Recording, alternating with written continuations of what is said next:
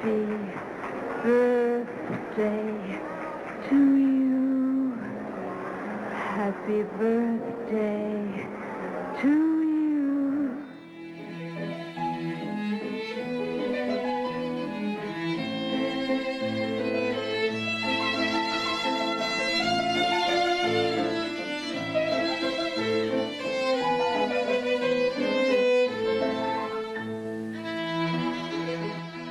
Welcome to Cineversary, a podcast that celebrates a milestone anniversary of a masterful work of cinema. Every month we send happy birthday wishes to a different film currently observing a joyous jubilee. That's anything from a 20th all the way up to a 100th anniversary. This is your faithful host, Eric Martin, creator of the Cineverse blog and moderator of the weekly Cineverse film discussion group.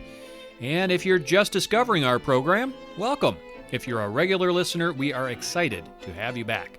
Over the course of 7 decades, a lot of rain will fall, but there's one cinematic rainstorm sequence that will never fall into obscurity, thanks to the exuberant hoofing and euphoric singing of Gene Kelly, the star and co-director of Singin' in the Rain, which went into wide release on April 11, 1952, 70 years ago. This month, we pay tribute to this crown jewel of Hollywood movie musicals on its 70th birthday. And befitting of this celebration, we have a very special guest joining us, none other than Turner Classic Movies host Alicia Malone, who has authored a newly released book called Girls on Film, Lessons from a Life of Watching Women in Movies.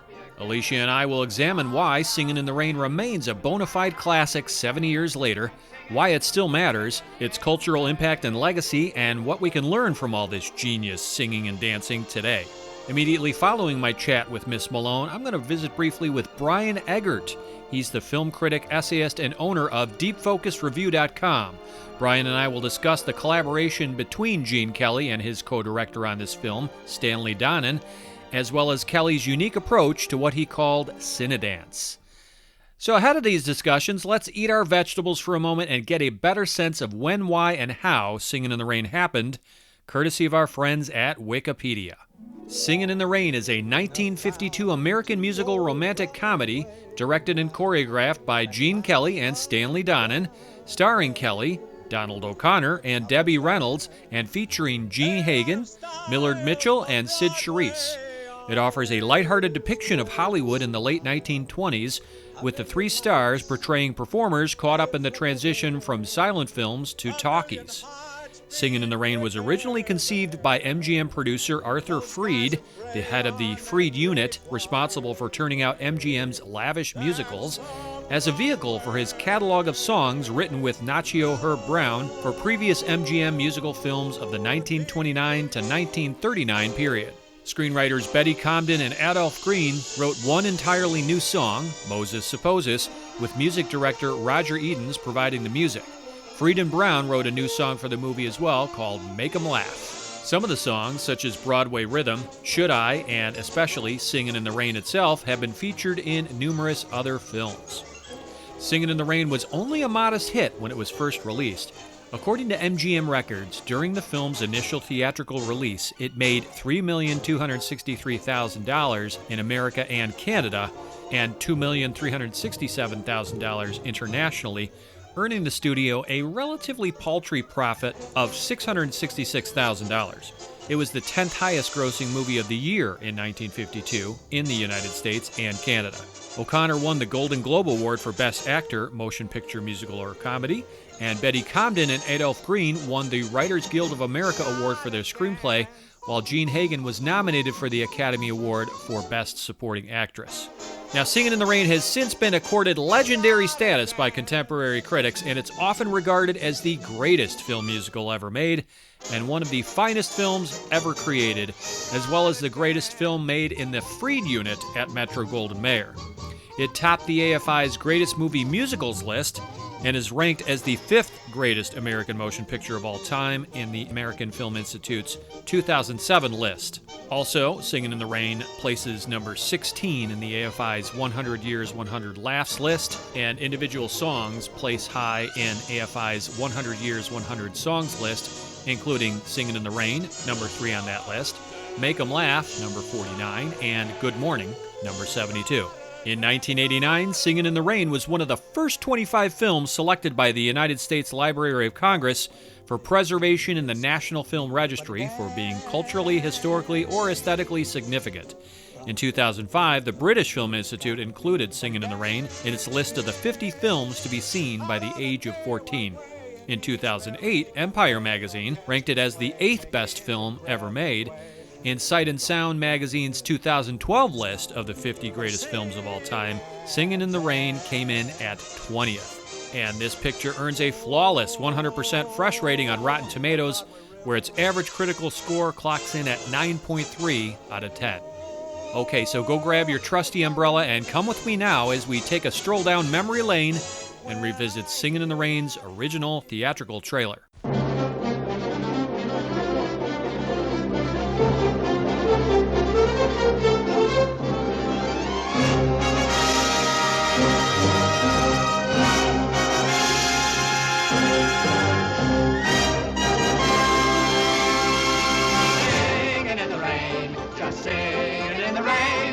Glorious feeling, we're happy again. We'll walk down the lane with a happy refrain and singing, just singing in the rain.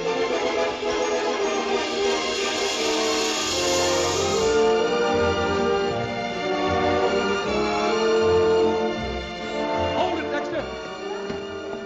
Well, Mr. Simpson, we're really rolling. Yeah, well, you can stop rolling at once. Huh? Don, Lena. All right, everybody, save it. Save it. Tell them to go home. We're shutting down for a few weeks. What? Well, don't just stand there. Tell them. Everybody go home until further notice. What is this? Yeah, what's the matter, R.F.? The jazz singer. That's what's the matter. The jazz singer. Oh, my darling little mammy, now little mammy, my little No, this is no joke, Cosmo. It's a sensation. The public is screaming for more. More what? Talking pictures. Talking pictures. Oh, it's just a freak. Yeah, what a freak. We should have such a freak at this studio. I told you talking pictures were a menace, but no one would listen to me. Don, we're going to put our best feet forward. We're going to make the dueling cavalier into a talking picture.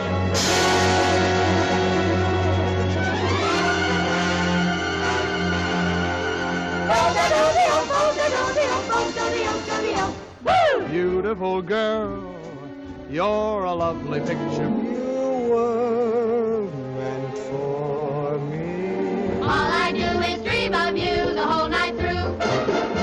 You're all my lucky charms. I'm lucky in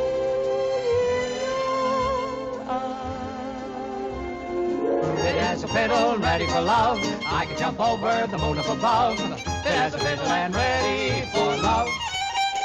I'm singing in the rain, just singing in the rain. Make 'em laugh, make 'em laugh, make 'em laugh. Good morning. Good morning. We've talked the whole night through. Good morning. Good morning to you.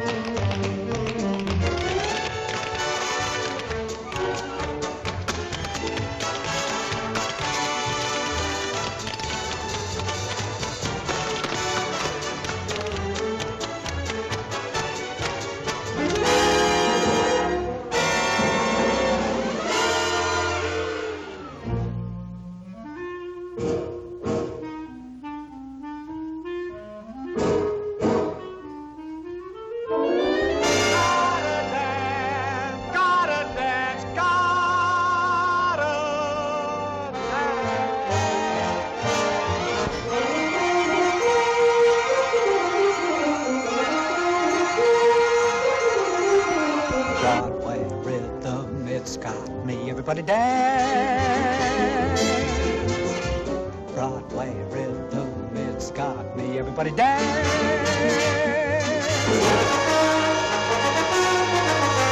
When I hear that happy beat, feel like dancing down the street.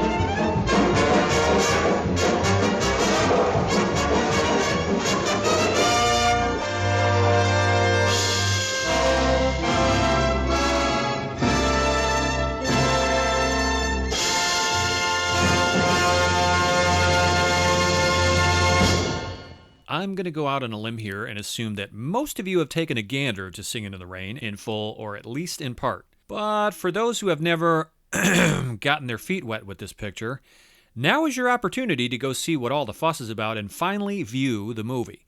Because Alicia and I will be taking many scenic detours in that realm they call Spoilerland, and we want you to be willing and informed participants on this journey. So do yourself a solid, go stream, rent, or buy the film, and give it a watch for goodness sake. Those who ignore this advice risk the following reprimand from Lena Lamont. And I can't stand him. And I can't stand him. And I can't stand him. Can't. Can't. Can't. Can't. Y'all got your trusty slicker and waterproof galoshes on? Then let's enjoy the downpour of affection for Singin' in the Rain as we say hello to Alicia Malone. We're a lucky bunch here at Cineversary because this month we get to introduce one of the most well-known and admired guests we've ever had.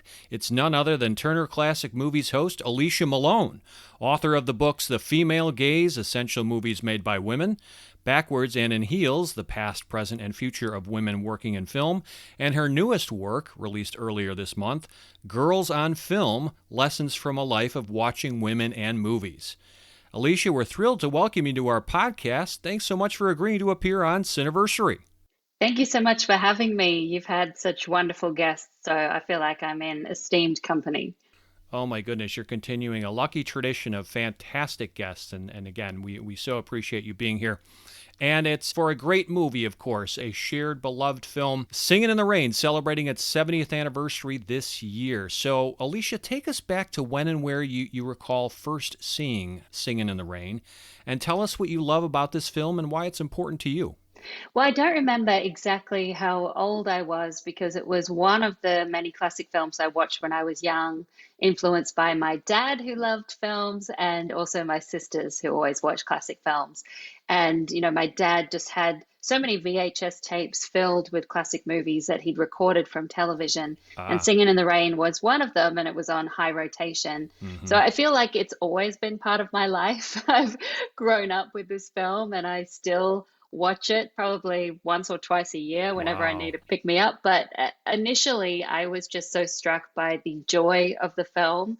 I think even the title, Singin' in the Rain, speaks to a joy of being alive. And I was fascinated by watching Gene Kelly, as many of us were. Sure. His dance moves seemed otherworldly. I also remember looking at a wall and thinking, could I run up it like Donald O'Connor does and make him laugh? We've all had that thought, Alicia. You're not alone. Yeah, wisely, I realized that would probably end in tears and maybe a couple of broken bones. So I decided not to do that, but I would definitely be dancing around my living room. And even though I probably wouldn't have been able to articulate this at the time, looking back, I think it was part of a combination of movies that started to spark a real interest in Hollywood history because of the time period in which it shows of the coming of sound to films. I think it just started to foster a curiosity in me about learning more about Hollywood history.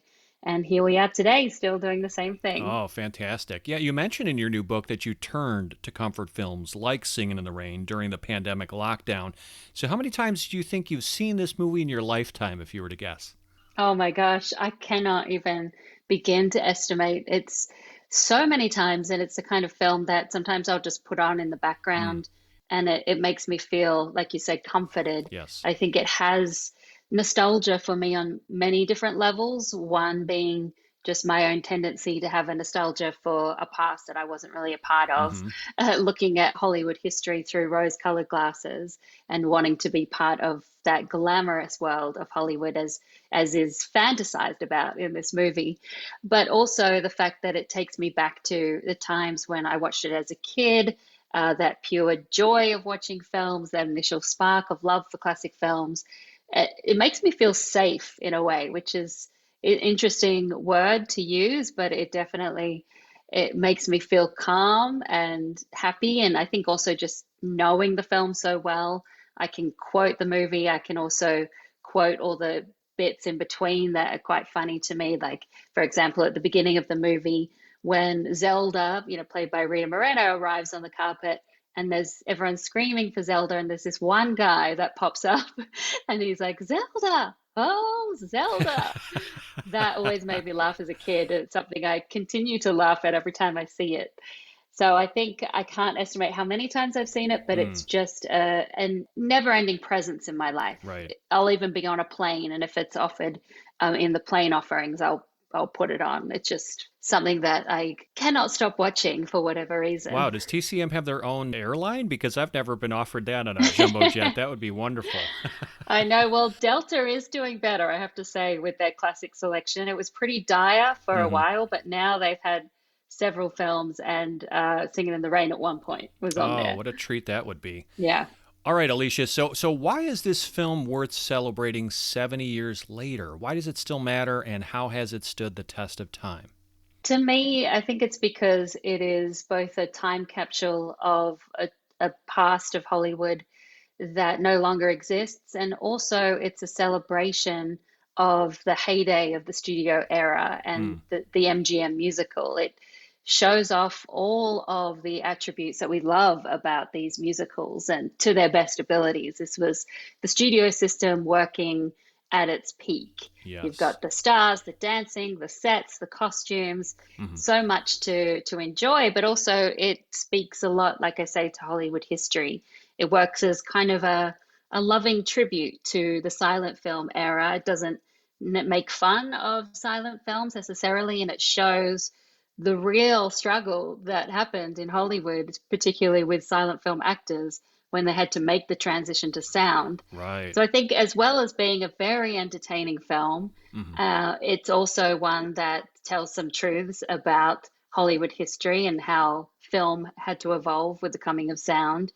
You even get insights into the technical aspects of filming. I often speak to the example of the microphones and trying to capture Lena's sound by hiding the microphone. I speak to that as an example when I'm trying to illustrate what a struggle it was to hide the microphones, and then how Dorothy Arzner came up with the idea for the boom microphone by putting a microphone on the end of a fishing rod because it was so restrictive for actors at the time. So I find myself pointing to this film quite a lot as an example when I'm talking about Hollywood history and some of the technical aspects of filmmaking.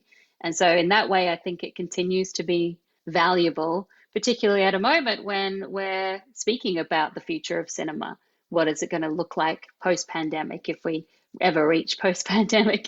How are things going to change? Are people ever going to come out of their houses to watch films in the same way? I think this film speaks to the fact that Hollywood has always had to evolve with technology. Right. And as long as you can make them laugh, then you'll be fine. Well put, yes. If you were to ask me, everything you said, of course, applies. But to me, it's the musical for people who don't like musicals. It's as far as a reference point or something you can refer to someone who may have an interest in classic movies, maybe on that periphery. It's one of those films for, if you recommend it to a male, for example, a lot of guys will say, I'm not really into musicals. But the truth is, they've all seen The Wizard of Oz. They've probably seen this movie, or at least snatches of it, right? When I say it's the musical for people who don't like musicals, perhaps that's because it checks the boxes across several musical subgenres. It's, of course, a jukebox musical in which most of the songs are popular tunes, not just original music, right? It's a backstage musical wherein the plot is set in a theatrical context that focuses on a stage production, or, in this case, a movie production. You can call it a catalog musical because it often features a catalog of songs from a single songwriting source, and here that's MGM's Nacho Herb Brown and Arthur Freed. And Singin' in the Rain is also an integrated musical as well, in which the music is used to advance or mesh with the narrative, and the characters don't just burst into song without reason. So I think it's also worth celebrating. Tell me if you disagree in any way, but I think it stands as the pinnacle of the classic Hollywood musical, the apex of works produced by, we mentioned Arthur Freed at MGM. Yeah. And among that repertoire, you have The Wizard of Oz, Cabin in the Sky, Meet Me in St. Louis, Easter Parade, On the Town, An American in Paris, and, of course, The Bandwagon. And then you think about who's in the movie. Well, it also represents a collection of top talents at the height of their powers. In particular, of course, Gene Kelly, Donald O'Connor. You think about the people behind the camera, Stanley Donen, Arthur Freed. And these folks, debatably, have never produced better work. Mm-hmm. It's cherished as well, Alicia, I think because of its chromatic vibrancy. It was shot in sumptuous 3-strip Technicolor.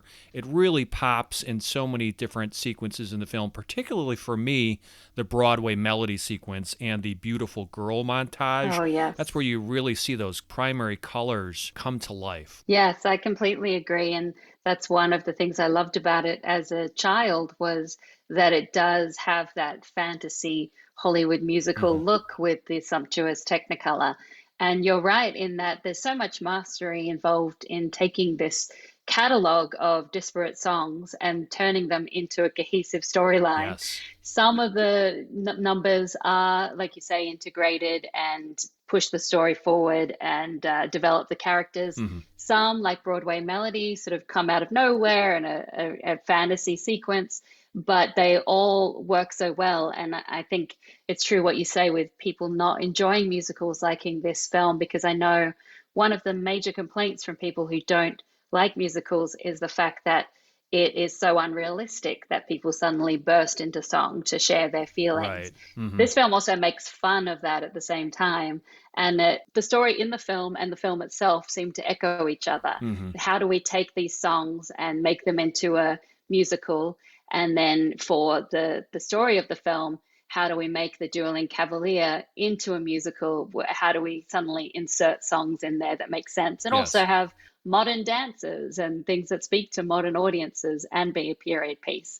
I think it manages to juggle all those elements so well. And it is because, as you say, you've got the best people working to their highest potential on this movie. Totally. I think it also holds up because many of the songs and dancing, to me anyway, they seem spontaneous, improvised, natural, effortless, made up on the spot in some cases.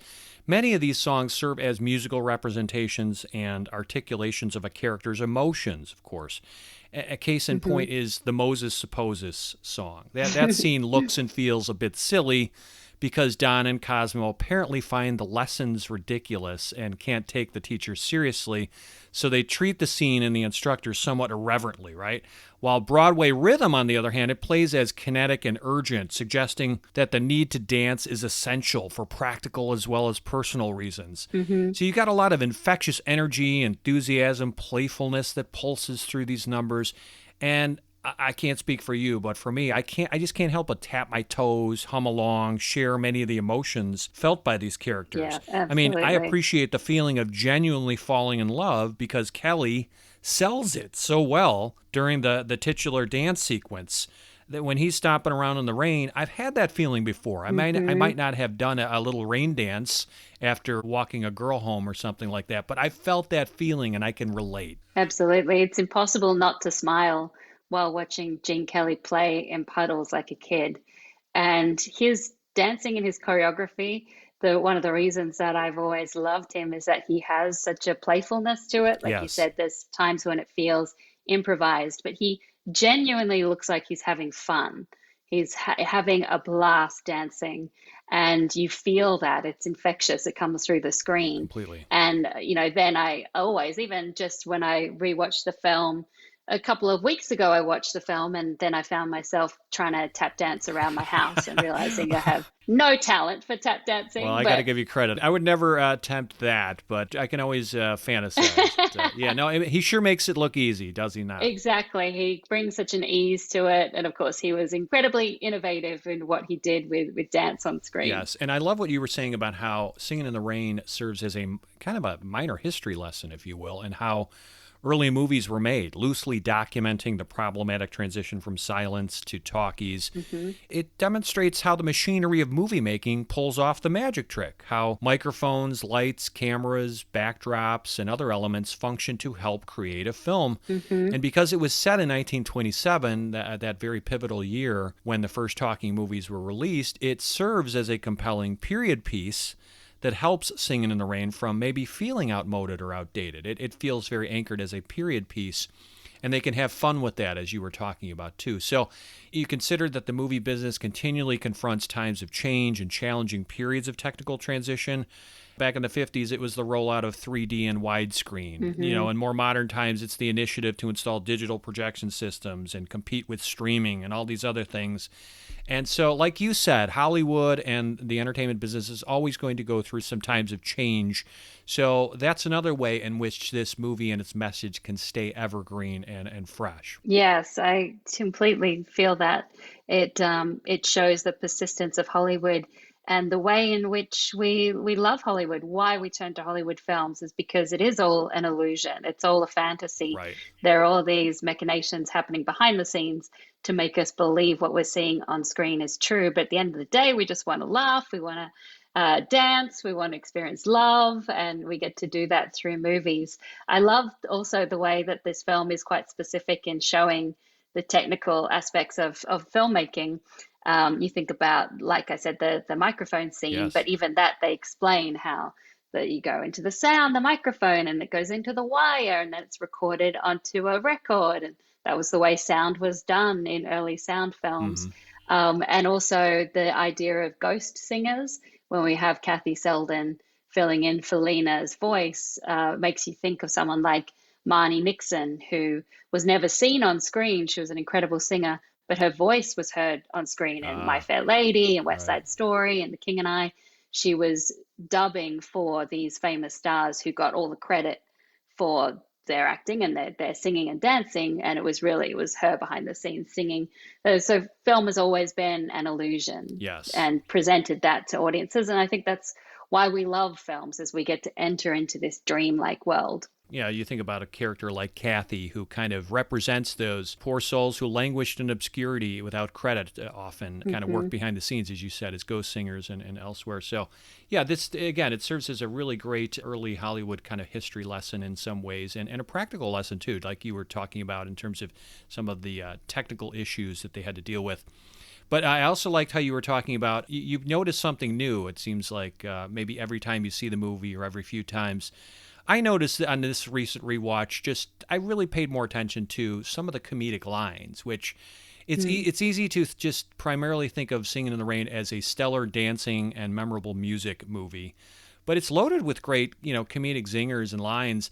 I love the first one that pops out is, "She's so refined, I think I'll kill myself," which it still works today. It's a great zinger. And of course, dignity, always dignity. Yeah, always dignity. Call me a cab. Okay, you're a cab. Yeah. I laughed out loud when Lena just says, "Gee, this is dumb." Yeah. Her delivery is great. I mean, it's not just the way the lines are written, but often it's the delivery and the performance. And that exchange between Cosmo and RF, where he says, "Talking pictures, that means I'm out of a job. At last I can start suffering and write that symphony."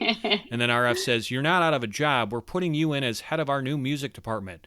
And then Cosmo says, "Oh, thanks, RF. At last I can stop suffering and write that symphony." Good. It's good stuff. It's more than just, singing and dancing. Absolutely. There's some great script writing there. No question. By Betty Comden and Adolph Green. And of course, number one, they had to figure out how to write a story to go in between these songs, and realizing that their potential would be best if they set the film during the time in which these songs were created, so the late 1920s. And how do they do that, and what do they focus on? But also just the writing itself. Like I said, there's so many comedic lines. There's also so many quotable lines. I'll always say to my friend, "I can't stand it," and I can't stand him. I can't stand him. And I joke about that with, when I started on TCM, there were quite a few people who didn't like my Australian accent. And I would always try and say round tones to myself. Infinitely quotable. Try to get myself out of that nasality of the Australian accent. Oh, don't you lose, Alicia, do not lose that Australian accent. It is delightful. No, I don't think I could if I tried. I mean, I've tried, and I cannot lose this accent. And I've gone to coaches, like the diction coaches that you see. So there are so many quotable lines, and I think you're right. It's got the song and the dance, but also the great script and the story. Sure. The story is compelling. That makes a big, big difference, of course. So let's pivot now and talk about how Singin' in the Rain was innovative or different, especially compared to previous Hollywood musicals. So let's do a little compare and contrast. When you think about classic Hollywood musicals before Singin' in the Rain, how was this somewhat different? Well, one thing that I noticed with this film is that some of the dance Hmm. sequences and songs and dances seem to be performed for the audience and not necessarily for the other characters. Ah, So you certainly have songs where they're singing to each other hmm, and it's conveying an emotion, right. or you have songs like Singing in the Rain where Don is in his own world and just experiencing his own joy. But if you think about Make Him Laugh, it starts out as being a song to Don to try to lift his spirits after he's been humbled by Kathy about his profession. Yes. Hmm. But then it moves, and suddenly it's just Cosmo performing it to us, to the audience. And Don isn't even around.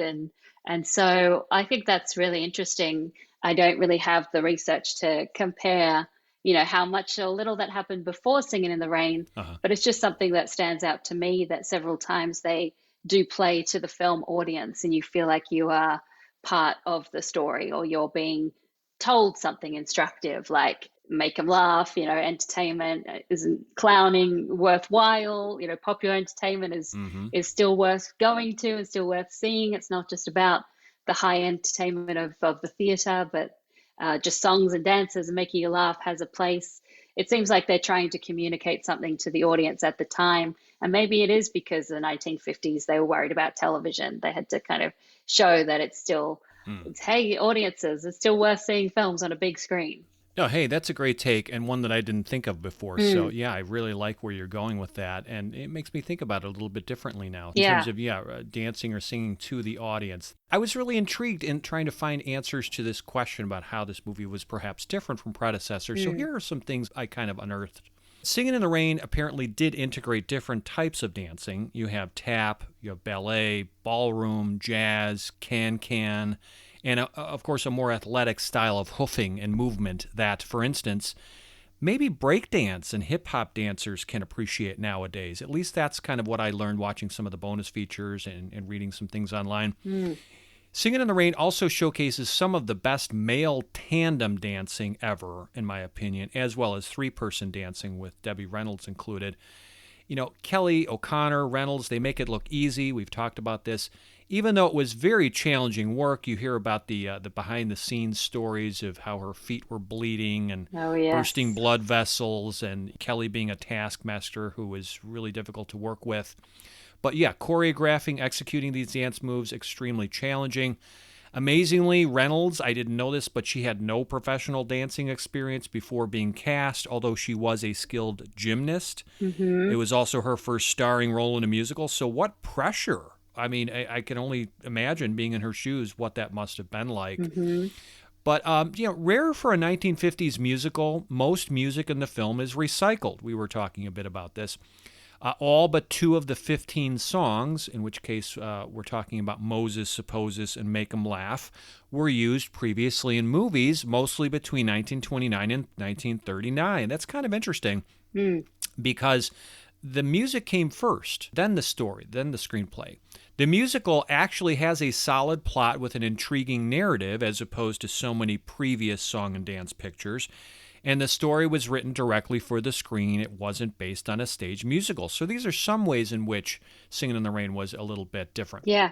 Yeah, I do feel like Singing in the Rain is a culmination of things that had been done before, but it does them so well. Mm, In previous musicals, they had reused certain standards. Some popular songs make an appearance in multiple musicals. An American in Paris was another one that was based first on the pieces of music, but that was a George Gershwin tone poem, so it was a little bit different. right. And here, that's where the idea sort of germinated, and then here Arthur Freed thought, hey, we could do this with my song catalog with Nacho Her Brown, and we could try to make that work. Yes. And in the past, there'd been musicals where, say, on Moonlight Bay, with the Doris Day film, that was the title came just from Jack Warner supposedly opening up a song catalog and pointing at random to a song and then saying, okay, make a film called this. Now go and write that film called On Moonlight Bay and Mm, also have that song involved in the film. But Singing in the Rain definitely feels different to a lot of those because of the way in which it just did it so effortlessly that it doesn't feel like it was trying to squeeze songs artificially into the plot, that the plot just naturally works around the films. And maybe it is, as you say, because the songs came first and then they had to just figure out the writing in between. And it's also interesting that Make 'Em Laugh is exactly Be a Clown from The Pirate. I mean, it's the same song as Cole Porter's song. But yeah. A little lifting there, no question. Yeah, because Gene Kelly apparently said, I want a song like Be a Clown. So then they just came up with Make 'Em Laugh, which is exactly the same. Well, I guess, as they say, steal from the best. Yeah, but there's certainly a lot of special effects that I think still look great for a 1950s film. You think about Broadway Melody and the end of that song, how Don floats towards the camera, and you can tell there was a bit of blue screen or something happening behind him, but it was done really well in a way that is quite rare for Hollywood musicals at that time. Yeah, and this is a musical that actually tells a story, as we've been discussing. It depicts Hollywood's challenging crossover from silence to talkies.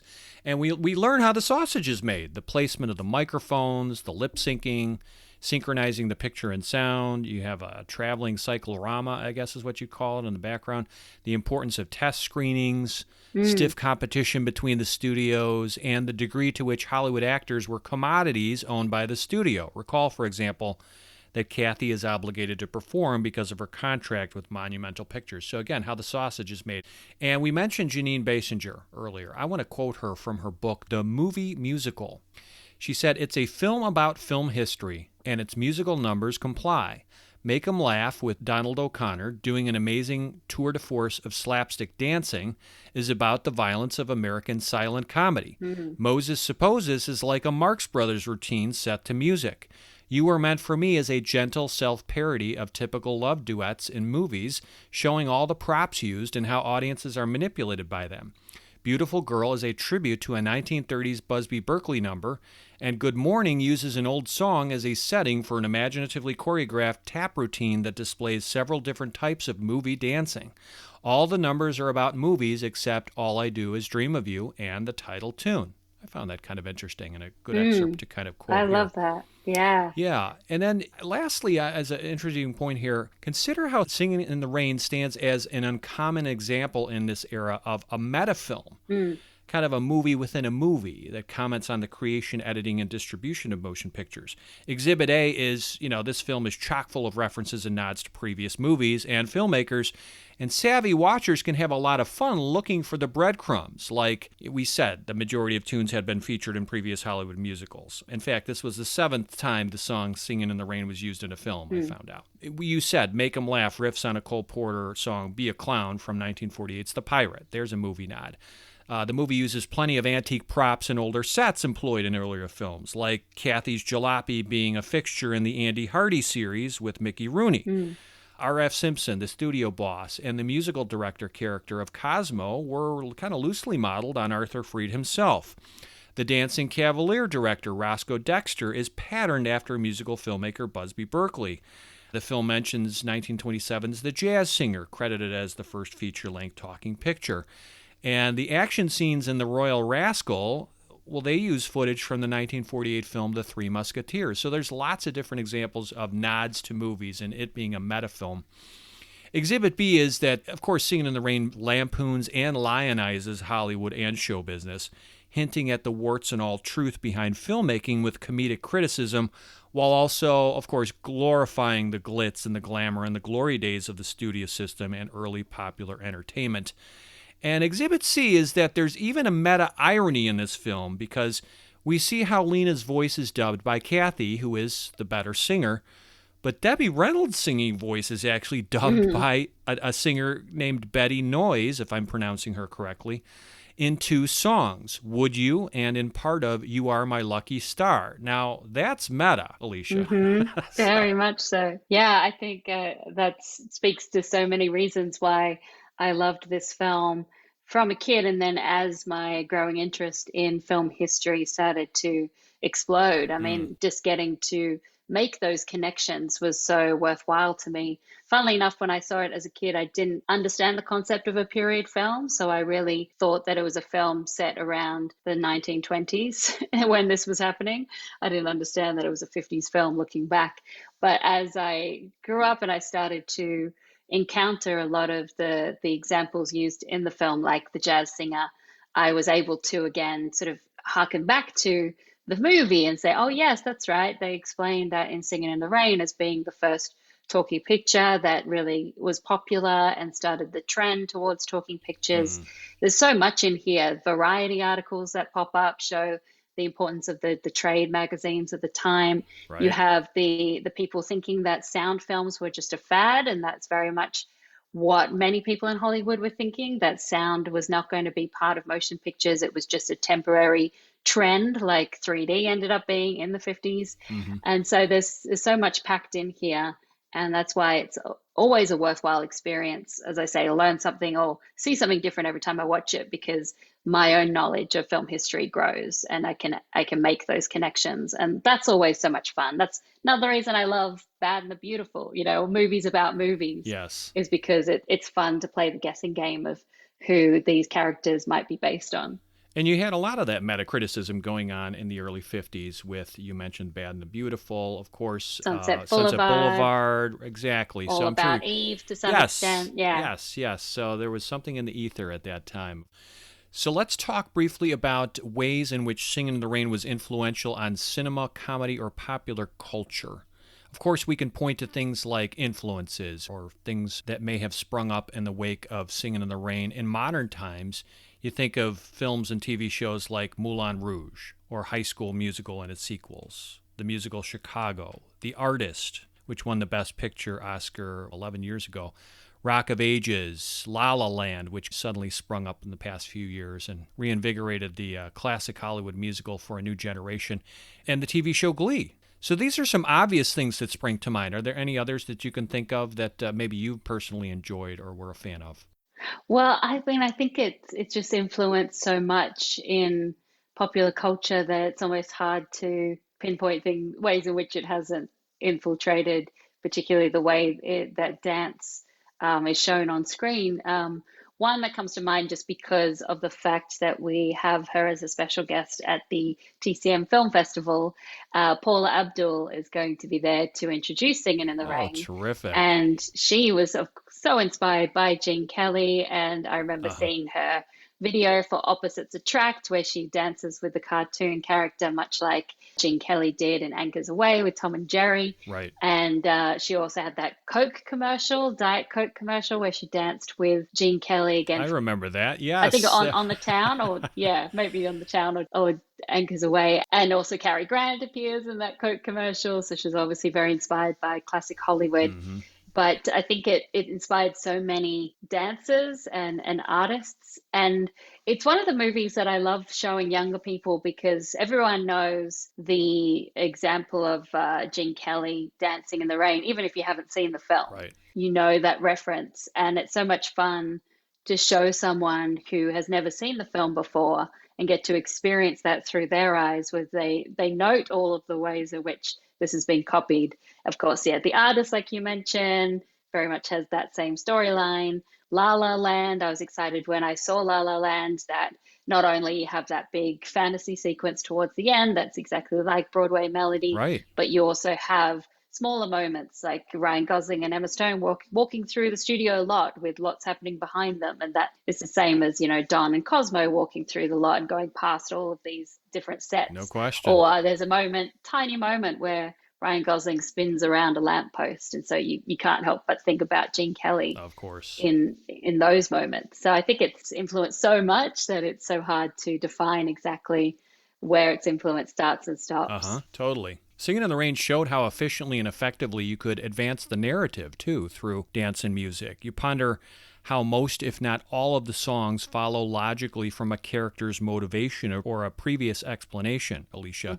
Take the Fit and Fiddle number, which establishes Don's past and professional relationship with Cosmo, And you consider why the title song comes later in the story, arguably because it occurs just after Don realizes he's in love, serving as a jubilant expression of his sentiments toward Kathy and the joie de vivre he's experiencing. So they sing the title song at the opening credits, but it really hits its stride when they come back to it later, and that is the perfect timing for that song. So again, just how the movie effectively and efficiently advances the narrative through music and dance. I'm not saying it's the first to do that, but I think it really demonstrates a mastery of that kind of craftsmanship. Yeah. And particularly with this movie, Kelly, from what I learned, he perfected a new approach to presenting dance on film.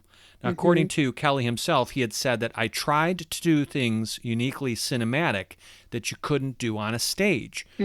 Call it cinedancing or whatever, but I tried to invent the dance to fit the camera and its movements. And I think you totally see that throughout Singin' in the Rain, and that's part of what separates it from so many other musicals as perhaps the greatest of all time. And then, of course, the Make 'em Laugh number. This movie boasts perhaps the best and one of the first examples of physical comedy implemented in a dance number with that song. And then just going back to the beautiful girl montage. For me, anyway, especially in the first 60 seconds or so, it kind of serves as a proto-music video with its colorfully costumed women, the stylistic shots of marching female soldiers, that man shouting out of the megaphone. You have these various beauties clad in ostentatious attire. It feels like a kind of early MTV video with its rapid cuts and eye-catching visuals. It could be a little bit of a stretch of a thought, but it just made me think of like those early MTV videos. Yeah, and as you're speaking, I'm thinking about the way in which some of these songs, like Fit as a Fiddle, as you mentioned, the meaning of it, or the pace, or the style of music, whatever language is appropriate to use, changes throughout that song. So, it starts out, and same with Beautiful Girls, I think it is, where it can be shown in so many different ways, that the same song can be a vaudeville type number, or it can be a more sophisticated number. And I like how, say, that Fit as a Fiddle sequence shows an evolution of Don and Cosmo and their friendship, and how they changed as performers through that song. And I know it's been noted before that Gene Kelly had a real reverence for dance, and so he never laughs at dance. So even though that scene with Fit as a Fiddle, they start out in the vaudeville clubs, it's still, the dance is amazing. So even though it's played for comedic effect, same with Make 'em Laugh. Oh, goodness. It's still so impressive with what they're able to do with their bodies. Yeah, so acrobatic. Yeah, you're never laughing at their ability or the ridiculousness of dancing itself, but it's more the situation that is funny. Absolutely. So athletic and acrobatic.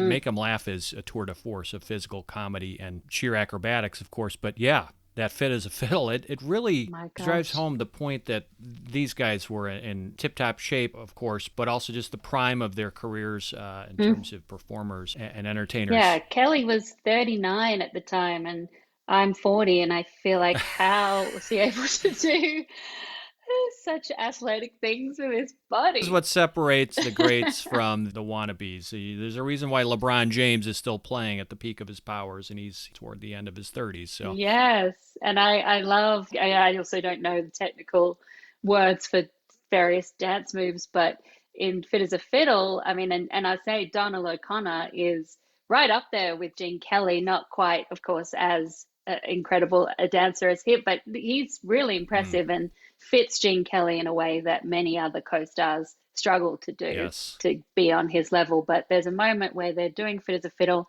and they're dancing around each other while kicking their feet out to the side.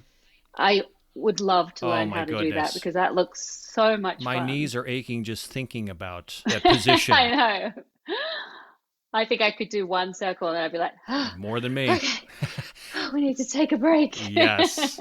All right, so quickly, I want to briefly touch on how it's rare for any classic film from the golden age of Hollywood to have two directors, right? I mean, why did both Stanley Donen and Gene Kelly direct this movie, and how and why were they the ideal collaborators? Yeah, they worked so well together. Of course, they had a very complicated relationship, which virtually ended after their third and final film together. But they started out directing musical sequences and then made their directorial debut, both of them, with On the Town. And then their second film was Singing in the Rain. Their third was It's Always Fair Weather. And then Stanley Donen had done some solo stuff in between, but Gene Kelly didn't start directing solo until after It's Always Fair Weather. But I think they worked so well together because they were both performers, because Stanley Donen was also a dancer himself. So Okay. he had an understanding and the same kind of reverence for dance as Gene Kelly did. Of course, there's a lot of debate about who did what, how their collaboration worked exactly. Both of them said repeatedly that they had worked together on everything, or everything together. So, you know, conventional thinking would say, well, Stanley Donen must have directed all the dialogue sequences and the acting, and Gene Kelly must have directed all of the musical scenes. But they both said that they worked on everything together. Whether you believe that to be true, you know, is another matter. But I think the fact that they were both performers lent to it focus on bringing out the best of dance and the best of musical. And so it really worked, especially in this case. Like you said before, the fact that Gene Kelly wanted to keep pushing himself to rediscover new ways to show dance on screen and use the camera in a way that dances along with the performers and isn't just completely static, or doing the awful thing that some musicals did, which was cut to a close-up when you want to see the full body. You want to see Gene Kelly's feet dancing at the same time as his upper half of his body. So I think they work together so well in that way that they both wanted to show dance and musicals off to the best of their abilities. But it was rare to have these kind of co-directors. Yes. And then ultimately it didn't work out in the end, but very grateful for the 3 films that they gave us. Well, obviously it proved to be the right decision, because all that matters is the final output, and it's genius stuff. And you think, well, if maybe they didn't share directing duties, maybe it would have been a lesser film in some ways. So I guess we'll never know. But all that matters is Singin' in the Rain is a masterpiece. And if it took the combined talents, even with their egos intact, then that's what it took. Yeah, exactly. You mentioned, you know, poor Debbie Reynolds and everything she went through with her feet bleeding for the Good Morning scene. But I think it speaks to her ability to just keep going. Like she always showed throughout her whole life that the show must go on. That was her mentality from the very beginning to the end. Yes. And it sounds like Gene Kelly was a complete perfectionist and difficult to work with, both for directors and for other performers and choreographers. But at the end of the day, like you said, the output really is remarkable. And I know Debbie Reynolds has said that she was grateful for being able to get to that level with her dancing, even though it took a lot of pain to get there. Yeah, I'm sure she's extremely proud of her work in the movie, and that speaks to her diligence. I want to talk briefly about themes, messages, or morals, if there are any that you can identify in Singing in the Rain. Now, this isn't Citizen Kane in the sense of a deep subtextual movie chock full of different meanings and messages, perhaps, but I think there's a couple that we can focus on. What would you say? Yeah, and there's several that speak to me. One aspect of the film that I've always loved is the friendship between Don and Cosmo, how they're best friends and that long time friends. And unlike many Hollywood friendships that we see in movies like The Bad and the Beautiful, it's a non-competitive and non-nasty kind of friendship. They're always supportive of each other. There's the great romance as well.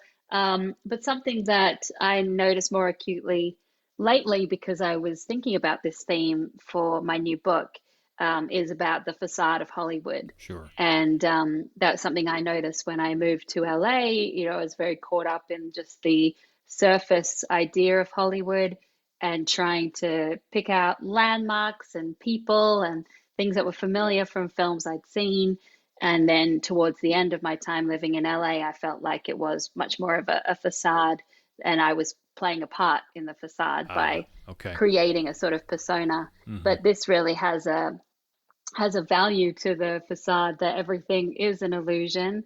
Even say Kathy revoicing Lena's words, but it's all done for the surface of an audience of entertainment, and how that is worthwhile in the end.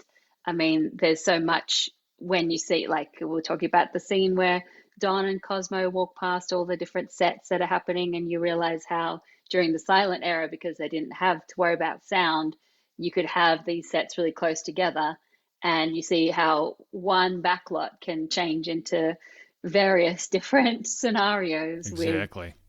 And like You Were Meant for Me, and as Janine Basinger pointed out in the quote that you read, that song is helped along by the props, and they show how movie making creates this kind of romantic mood and something that we're used to seeing on screen. And it also shows in the way that Don is really popular with the silent film and with the musical, that realism sort of had no place for him in Hollywood, that when he was trying to be serious and act with sound, it became hilarious to audiences. He wasn't able to convey the same emotion, but both silent films and musicals require a level of fantasy and a level of disbelief that the audience has to somehow get over the fact that people are singing their emotions in musicals, and silent films were so emotive that there was that level of the dreamlike level of non-realism to them. And that's also present in this movie. I always love the MGM musicals that are shot on the MGM backlot pretending to be somewhere else, like An American in Paris, because it is such a Hollywood version of Paris, but it is the fantasy version, a dreamlike version. And here it's the Hollywood version of Hollywood. Yeah, no, it's meta, absolutely. And that key theme is so important, illusion versus reality. I think another one is dignity versus humiliation. Because time and again, we're shown how Don, Cosmo, Kathy, and Lena try to maintain their self-respect and their poise in this dog-eat-dog world of Hollywood, but they're regularly shamed and demeaned and embarrassed to the point of, pies in the face, if you will. So that's, of course, one that stands out. And another is performing and performances, because Singing in the Rain continually reminds us of the pressure felt by artists to impress and entertain audiences, to nail the opportunity, and to perform well in front of and behind the camera. Those are some different themes to chew on. Yeah, I definitely think that, hubris or humility is a big message in it, because when Don and Kathy first meet, she humbles him by pretending that she doesn't watch movies. If you've seen one, you've seen them all. And then also Lena, she could do with a lot of humility, and she ends up getting that at the end, but her ego is out of control. Totally. So I think definitely that's a theme that's very present in Singin' in the Rain. This is a 70th birthday celebration, and it's customary to give wrapped goodies on birthdays, except it's the fans who continue to get the gifts. So Alicia, what is Singin' in the Rain's greatest gift to viewers?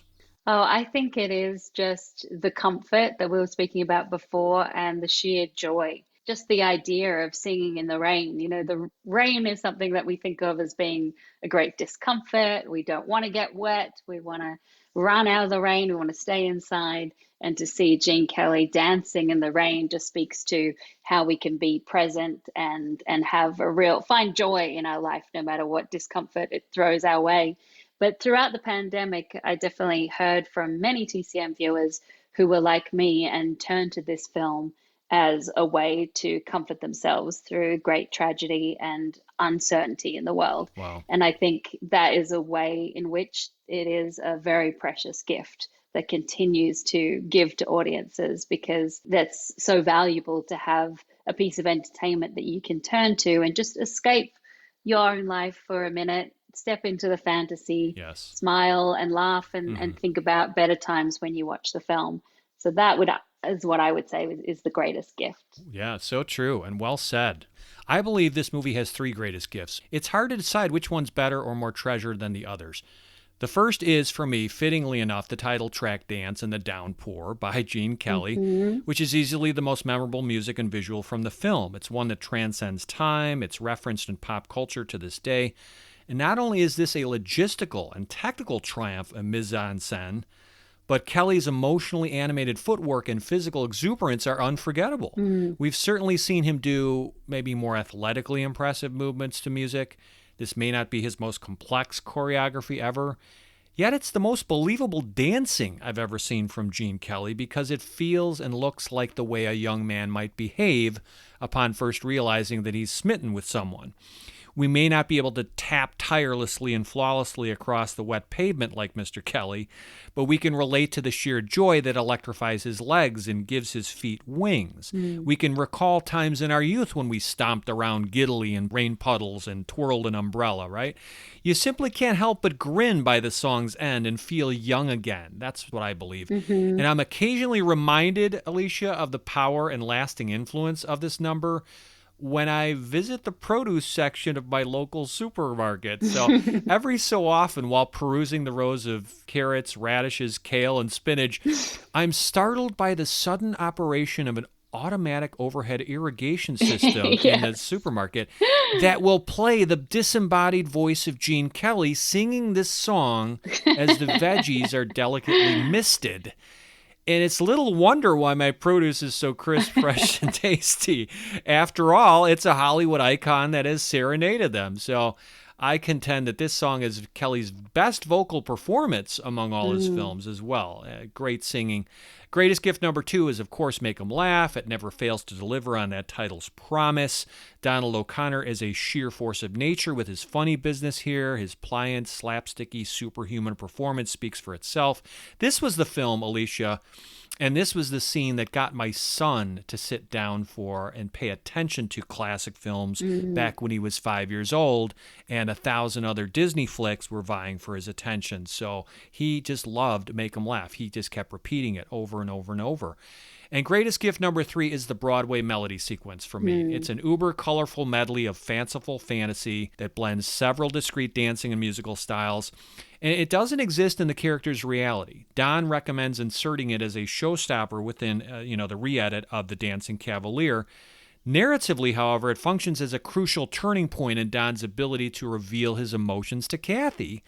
And it externalizes his internal crisis about his acting skills keeping pace with his dancing aptitude and vice versa. So one reading suggests that the Broadway melody fantasy is a reaction in Don's mind to Kathy's criticism of his acting and how Don had compromised himself by not pursuing his true talent, dancing, and how he should return to it.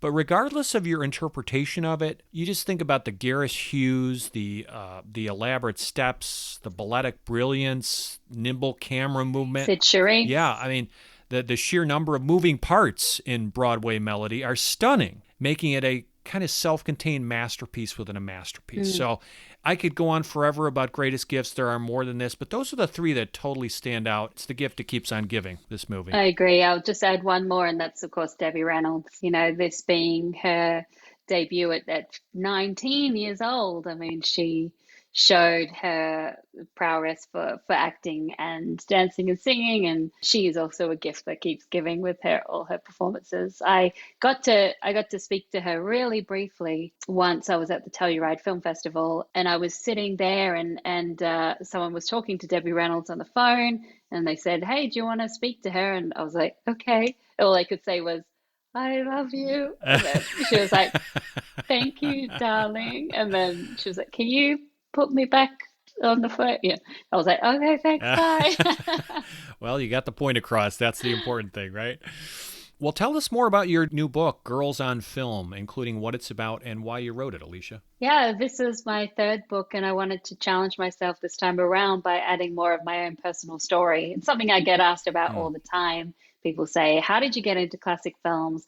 Why do you love them?" And it's something that I started questioning myself as we got into the pandemic and I was turning to movies like Singin' in the Rain. I started to think about how have classic films helped me throughout my life? How have they inspired me, and particularly women in them? What messages have I taken, good and bad, about women throughout my life? So I decided to write more of my personal tale, and it's not a complete memoir because it doesn't encapsulate my whole life, but it looks at snapshots throughout my life and through the prism of the films that I was watching at the time and the women who were in them. So I'm trying to combine memoir, essay with a bit of film history and a bit of film analysis. And as always, I try to write very simply and very accessibly so that people who are not classic film aficionados can hopefully pick up the book and, read about Gentlemen Prefer Blondes, say, and decide to go and watch it. That's always been my mission in life is how to get more people watching classic films. It's a very effective read. I can personally vouch for it, folks. It's a great pickup. It's totally accessible, like you said. It's straightforward. It's from the heart. It feels very personal, and I think that you come across as relatable and just as a fellow film fan. And that's what I really love about it. All the different nods to various movies that influenced you, made an impression on you, different personal stories that you relate throughout your career and coming up through the ranks, so to speak. And you really lay it all out there for people. So I highly recommend it. It was a real fun read. Thank you. I appreciate that. And as I say in the book, when I first joined TCM, I was so overwhelmed by the idea of continuing the incredible legacy that Robert Osborne left behind that I started thinking, okay, I'm not good enough for this. But then I realized that passion and joy were the two things that he really communicated about classic films and made it so infectious and made everyone want to join him in watching classic films. So that's something I try to keep in mind as I write a book like this, is like, how can I communicate that passion and joy in a really relatable way so that people can identify with me. If in doubt, always focus on the movies and the love for them. Absolutely. Is there anything else you're working on that listeners should check out? Are there any, for example, festivals coming up or things on TCM that we should keep our radars peeled for? Well, really, the film festival is the big one, and that is exciting because it has been 2 or almost 3 years since the last TCM Film Festival was allowed to take place in person. So I'm just so looking forward to seeing everyone again and getting to be around the viewers. This is the 21st to the 24th of April. Gotcha. That's in Hollywood. So it takes place at various theaters around Hollywood. And I hope to see some of you at the film festival this year. We will be playing Singin' in the Rain. So I'm sure I'll have to watch it again, because how can you pass up an opportunity to see it on the big screen? But I'm really looking forward to that. And that's always really fun. We're also playing A Star is Born, the 1937 version. And it's always fun when you get to watch a film like Singin' in the Rain in the Chinese theater, which, with the scenes taking place outside of the Chinese theater at the start of the movie. Yeah, how fun is that? That's, again, another very meta way. So that's the main thing I'm working on right now. And I'm so excited about it. Lots of exciting things to look forward to for listeners, viewers, and fans. Well, Alicia, thanks again for taking a deep dive with us into one of the greatest, if not the finest film musical of them all, Singin' in the Rain. 70 years. That's quite a milestone. I hope I make it that long. I'm sure this movie has legs and will continue to be appreciated by future generations. Do you have that hope as well? Yeah, I think it's a timeless movie that will continue to be rediscovered as the years go on. And thank you for giving me the opportunity to talk about this film at length, because like you, I could speak about it all day. Oh, we can go on for ages, but we'll leave it at that. Alicia, again, our great appreciation for appearing on Cineversary. Thank you for having me. What a great pleasure and privilege it was to rap rhapsodically with Alicia Malone. I'm still pinching myself that actually happened. Alicia, my unbound gratitude for allowing me to talk at length with you about one of our favorite movies. Despite her busy schedule and multiple commitments, she was so kind and gracious in giving me a solid hour in which to examine Singin' in the Rain and to share her observations and memories.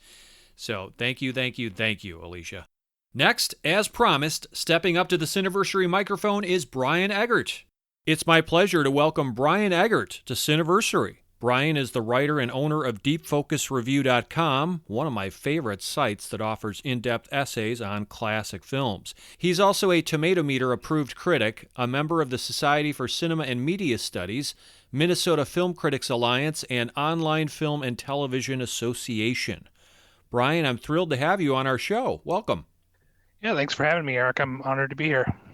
Fantastic. Yeah, so I deduced from your outstanding essay on Deep Focus Review, that essay on Singin' in the Rain, that you're a fan of this film? Yeah, I absolutely love it. I think, Singin' in the Rain belongs on a short list of classical Hollywood musicals that, maybe includes The Wizard of Oz, Yankee Doodle Dandy, and A Star is Born, where, the music and story work in harmony. And I think that in itself is a special place, or, there's a special quality that's rare within the genre for this period. I have to ask you, how and when did you get started with Deep Focus Review? When did this officially get initiated? Yeah, so I started the website, I guess, almost 15 years exactly, right now.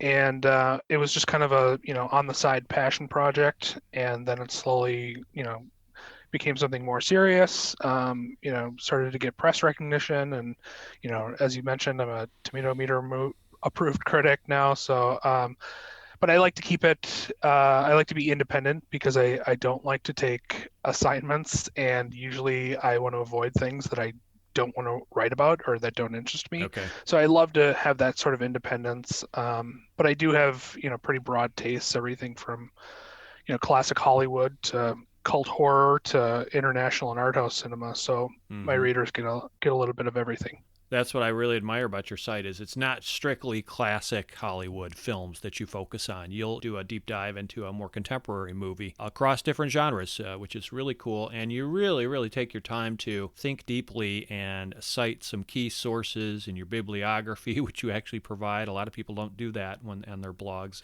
So, yeah, hats off to you, sir, because you're doing a great job. Thanks, I appreciate that. So let's dig into this film a bit more. So I want to ask you first how and why Gene Kelly and Stanley Donen were perhaps the ideal collaborators for this movie. What talents and special qualities do they imbue the film with, Brian?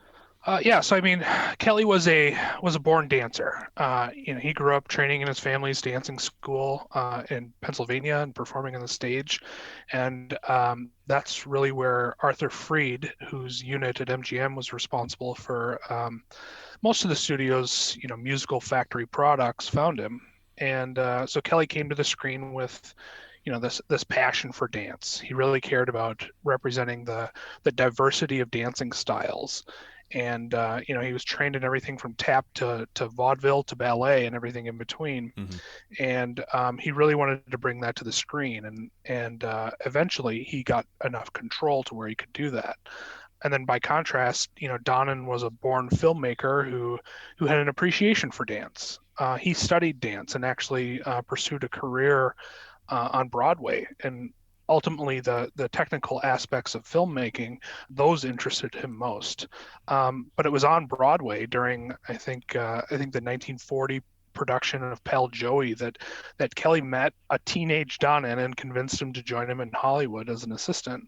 So Kelly and Donen, they worked on a few MGM productions before becoming really the central collaborators and getting that creative control. Right. And it wasn't until On the Town, I think in 1949, that Kelly became the central actor, dancer, choreographer of his production, and then at that point teamed with Donen, who served as co-director on that film. So in that sense, you have someone focused on dance and someone who is dance savvy but also technically inclined, who can realize Kelly's vision on screen. So my understanding of their working relationship is that Kelly really had the creative vision. He would explain what he wanted, and it was up to Donen to kind of figure out how to realize that from behind the camera. And these sort of relationships always have a power dynamic. So Kelly considered Donen more of an assistant, someone who followed orders more and carried out his ideas.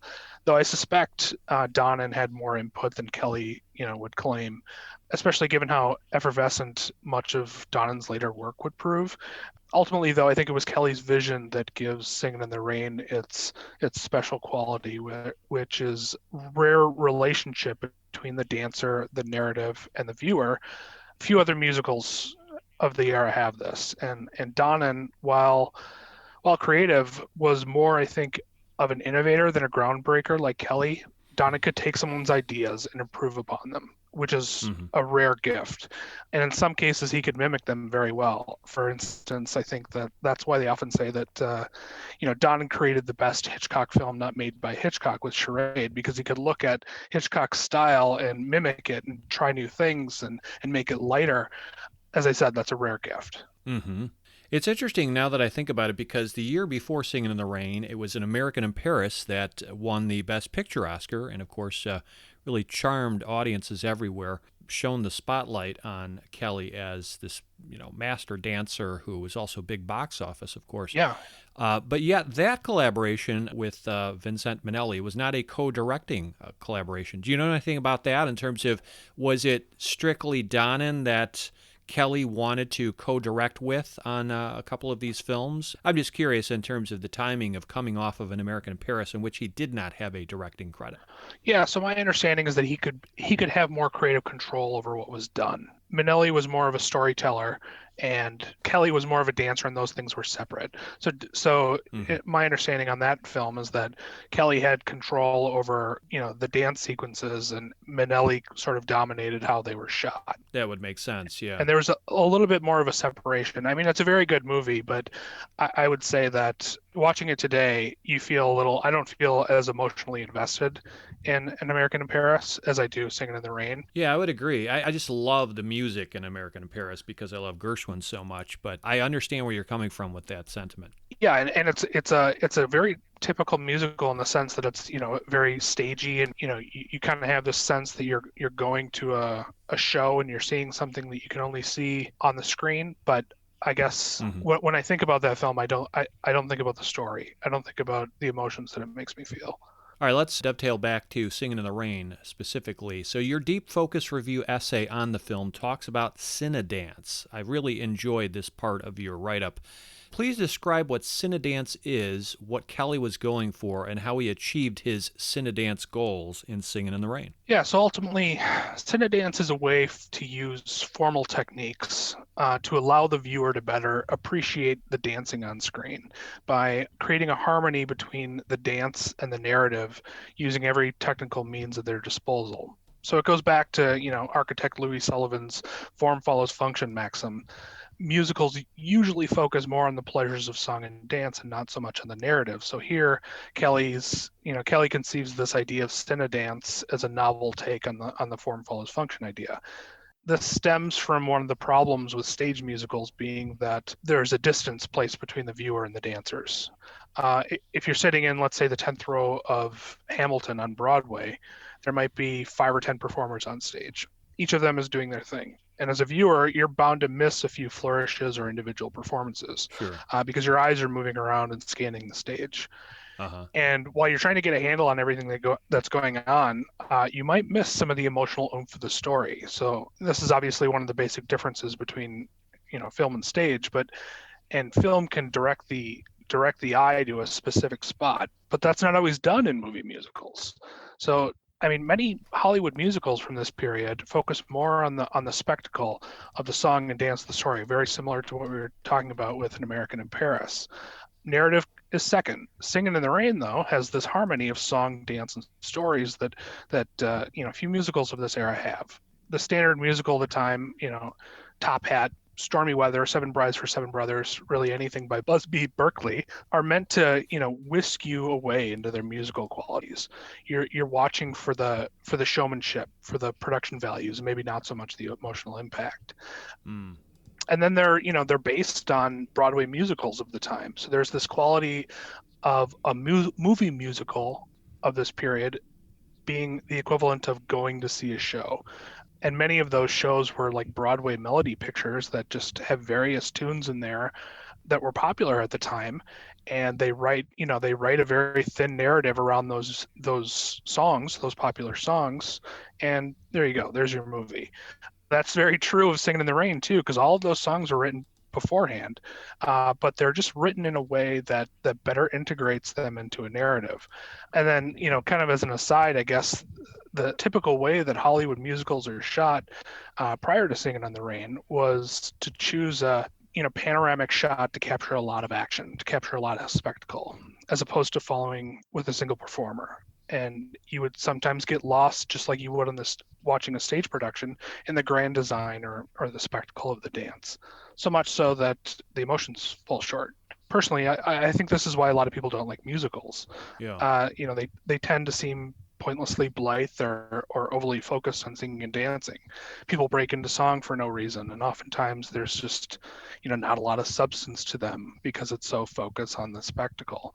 And part of the reason that substance is lacking is because people are disengaged in the narrative. So all of this is to say that what Kelly wanted to do was to give equal attention to narrative and dance, and shooting and arranging dances in a way that served the story. This meant that the dancer couldn't just be a dancer. They had to be a genuine actor too. They had to be capable of conveying emotion and telling a story. Yeah. The dances also have to have an emotional result in the story. It had to drive the story forward and add something. Donnan had to shoot the dancing in a way that serves both the dance and the narrative. Brian, I love what you wrote in your essay here. I'll just quote you directly. You wrote that the key to Cinedance was shooting dance in such a way that dance never distracted from the film's narrative thrust. To accomplish this, Donnan used tracking and crane camera techniques that trailed the dancing without the wobbly movements of earlier musicals, allowing Singin' in the Rain's dance sequences to contain a rare faithfulness to the narrative for a Hollywood musical, as the songs and dance blend seamlessly with the drama and humor. So interesting, tracking and crane camera techniques. Yeah, do you want to drill down into what you're talking about there in terms of some of his directorial choices or their co-directorial choices? There are lots of moments, I would say, in a lot of master and medium shots where you're up close with the individual. Meanwhile, that's also creating like an intimacy with the characters on screen. I guess the opposite of this panoramic or spectacle style that I was talking about earlier is true in Hollywood musicals as well, because people could get too close to the dancing. They would use close-ups or like insert shots of feet moving, or editing to cut up various pieces of the dance, and that has the same problem where you're not giving the dance its due. That may get you more intimate with the characters, but you're sacrificing the integrity of the dance for the narrative. Right. So Donnan is allowing the dance to unfold in such a way that honors the dance, also honors the characters. You're allowed to be close to these characters and watch what they're doing, appreciate what they're doing, but also experience the importance of the scene that you're in. Yeah, that really makes sense, Brian, and I appreciate the extrapolation of what you were going for in the essay there.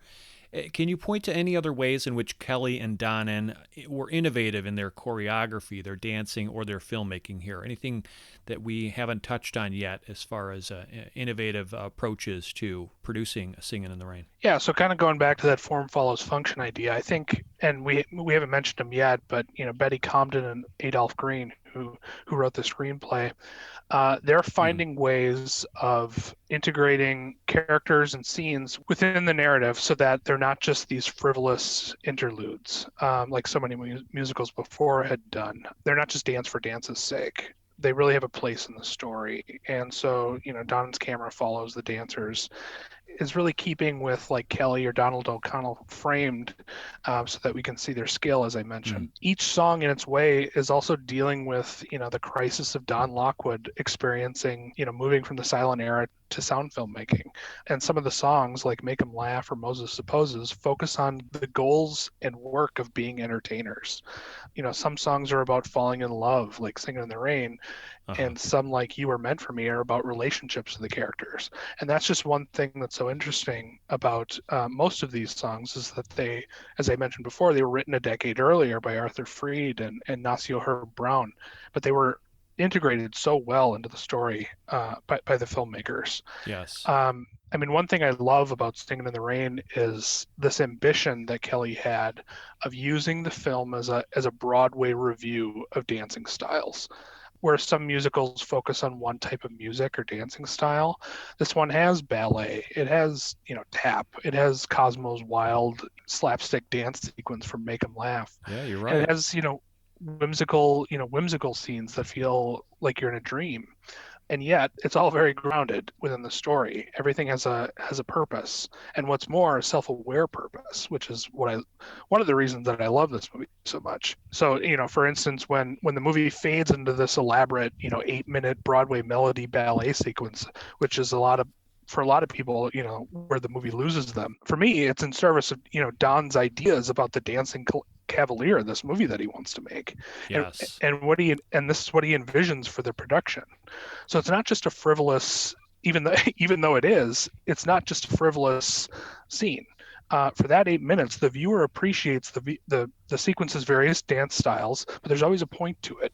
Even the most fantastical flourishes in the film, which look like you're going through this surreal tour of various sets and dancing styles, they have a very, practical place in the story. what I really love about what Kelly and Don are doing here is that you understand where movie magic is coming from. Whereas other musicals just present the movie magic, Singin' in the Rain is doing this with a purpose of exposing Hollywood's artifice. That's And right. not only exposing it, but really embracing how that artifice is beautiful, even though it's fake. Yeah, that's well put. There's that scene where Don sings Kathy, "You Were Meant for Me."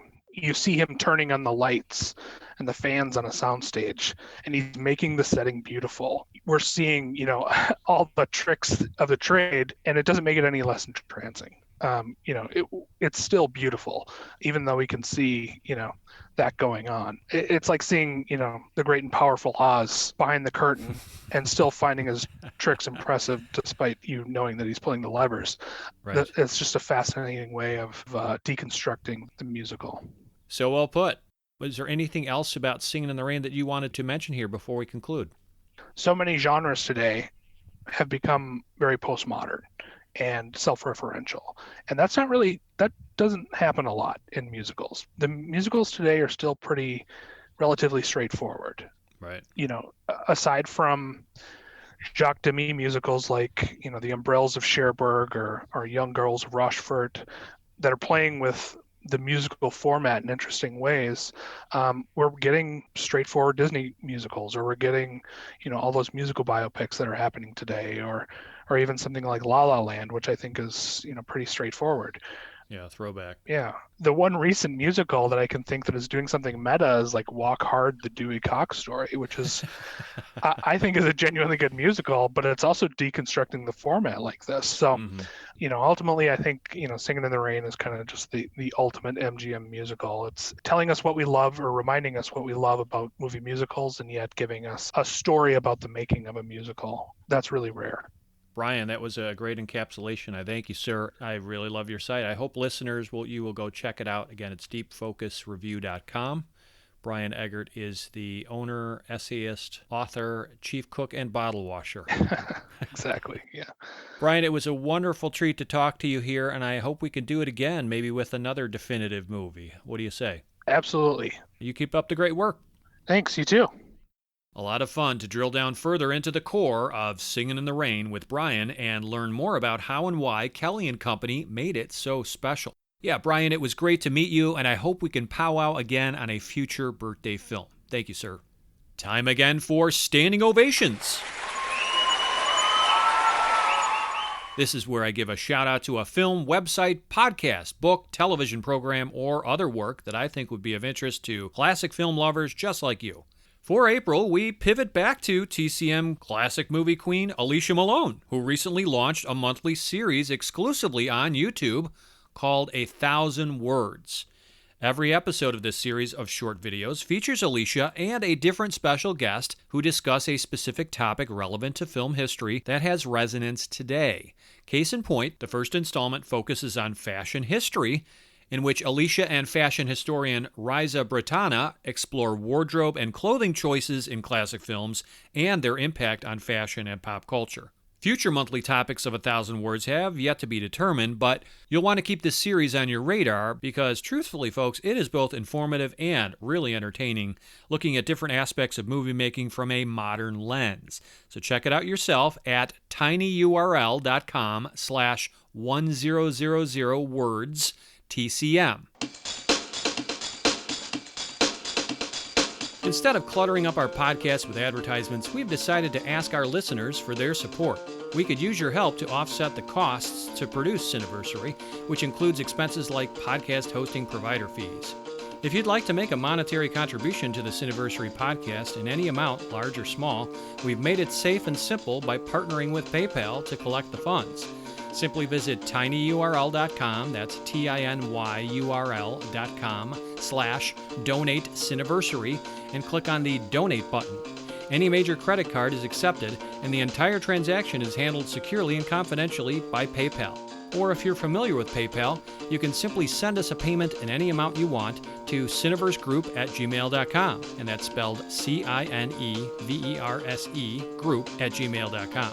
We really appreciate your generosity. Also, I'd love to hear what you think of our Cineversary podcast. You can email me suggestions or comments at cineversegroup@gmail.com. And I encourage you to visit cineversegroup.com, the portal for my film discussion group that I launched in 2005, where you can hear podcast recordings of our group discussions and read more about the movies we study. In May, every year you can count on warmer temperatures, right? And that's the perfect time for a drama about hot lead and an old-timey showdown among the sagebrush. Yes, next month we will pay homage and send 70th birthday wishes to an undisputed classic in the Western genre. It's High Noon, starring Gary Cooper and directed by Fred Zinnemann, which originally premiered overseas in May 1952.